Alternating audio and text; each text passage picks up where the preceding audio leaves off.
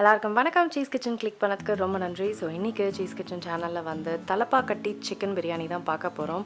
இந்த ரெசிபி ஒரு ஆத்தென்டிக்கான recipe. So நீங்கள் ட்ரை பண்ணி பார்க்கும்போது உங்களுக்கு அதே ரெஸ்டாரண்ட் ஸ்டைலில் வந்து இந்த பிரியாணி இருக்கும். சீரக சம்பாவில் ட்ரெடிஷ்னலாக செய்கிற தலப்பாக்கட்டி பிரியாணி எப்படி செய்கிறதுன்னு வாங்க பார்க்கலாம். இப்போ வந்து நம்ம ஒரு மசாலா வந்து அரைக்க போகிறோம். ஸோ அதுக்கு தேவையான இன்க்ரீடியன்ஸை வந்து நான் மிக்சியில் ஆட் பண்ண போகிறேன்.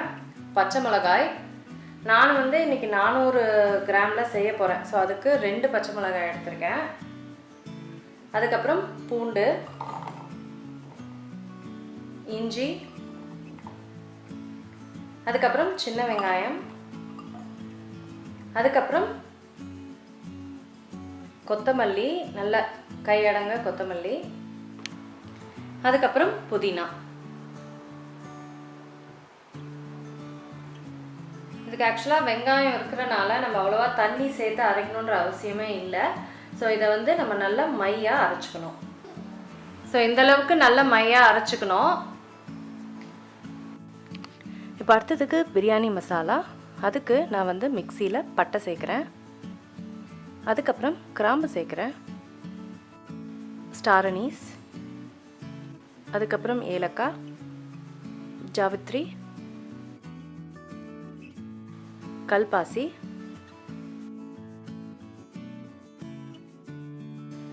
பிரியாணி இலை, அதுக்கப்புறம் கேஷ்யூ நட். இப்போ இது எல்லாத்தையுமே வந்து நல்ல பொடியாக வந்து நம்ம பண்ணிக்கணும். ஸோ இதுதான் நம்மளோட பிரியாணி மசாலா பவுடர். ஸோ பிரியாணி செய்ய ஆரம்பிச்சிடலாம். ஸோ இப்போ குக்கரில் வந்து நான் ஆயில் ஆட் பண்ணுறேன். அடுத்தது கீ வந்து ரொம்ப முக்கியம் இந்த ரெசிபிக்கு. ஸோ கீயும் வந்து நம்ம நல்லா ஆட் பண்ணோம். ஸோ இப்போ ஆயில் வந்து ஹீட் ஆகிடுச்சு. இப்போ நம்ம அரைச்சோம் பார்த்தீங்களா, அதை வந்து நம்ம ஆட் பண்ணிக்கணும். இதை வந்து நம்ம ஒரு 10 மினிட்ஸ் நல்லா குக் பண்ணோம். 10 மினிட்ஸ் குக் பண்ணுறது ரொம்ப முக்கியம். அதோட கலர் கூட மாறும் 10 மினிட்ஸ் குக் ஆகிட்ட அப்புறம்.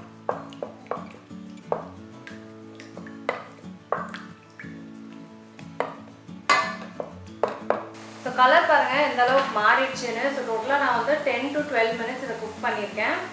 இப்போ வந்து இதில் மசாலா பவுடர் சேர்க்க ஆரம்பிக்கலாம்.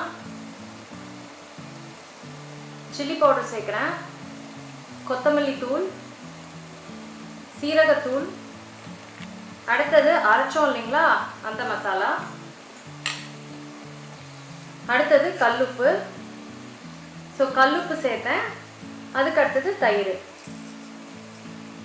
இப்போ இது எல்லாத்தையுமே நம்ம நல்லா மிக்ஸ் பண்ணிக்க போகிறோம்.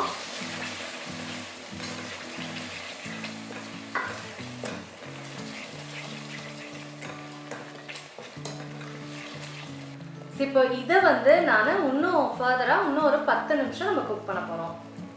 ஸோ 10 மினிட்ஸ் ஆயிடுச்சு, நல்லா குக் ஆகிடுச்சு. இப்போ சிக்கன் சேர்க்குற டைம். இதோட கொஞ்சம் லெமன் ஜூஸ் சேர்த்துக்கிறேன்.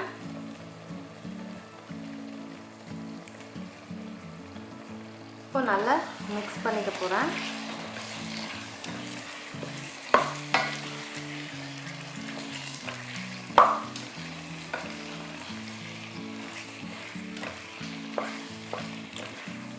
இப்போ மசாலாவில் சிக்கனை நல்லா கோட் பண்ணியாச்சு. இப்போது சிக்கன் வந்து 15 மினிட்ஸ் நல்லா குக் ஆகணும். 15 மினிட்ஸே போதும். ஏன்னா ஃபர்தராக அது ரைஸ் ஹை ஹீட்டில், அதுக்கப்புறம் தம்பில். ஸோ அதனால 15 மினிட்ஸ் கரெக்டாக இருக்கும்.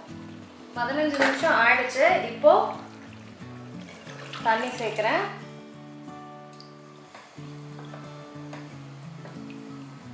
இப்போது நம்ம வந்து செக் பண்ணலாம். உப்பு, காரம், புளிப்பு எல்லாமே வந்து செக் பண்ணிக்கலாம். புளிப்பு வந்து நம்மளுக்கு லெமன்லேருந்து மட்டும்தான், தக்காளி எதுவும் கிடையாது. இப்போ நான் ஹையில் வச்சுட்டேன். இது வந்து கொதிக்கணும். கொதிச்சோன்னா நம்ம ரைஸ் சேர்த்துக்கலாம். இது ஒரு நிமிஷம் நல்லா கொதிக்க ஆரம்பிச்சிச்சு. இப்போ ரைஸ் சேர்த்துக்கிறேன். இது வந்து 1/2 அன் ஹவராக இந்த ரைஸ் வந்து ஊறிட்டுருக்கு.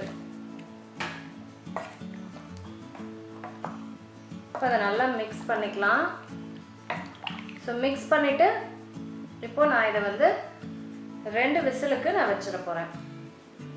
ரொம்ப வச்சோன்னா வந்து சிக்கன் பயங்கரமாக குழஞ்சிரும்.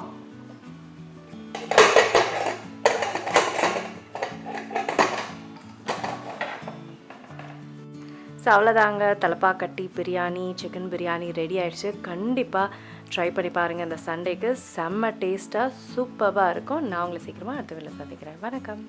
இருங்க எங்கே போகிறீங்க? இந்த 2 வீடியோஸும் கண்டிப்பாக உங்களுக்கு பிடிக்கும். கிளிக் பண்ணி பாருங்கள்.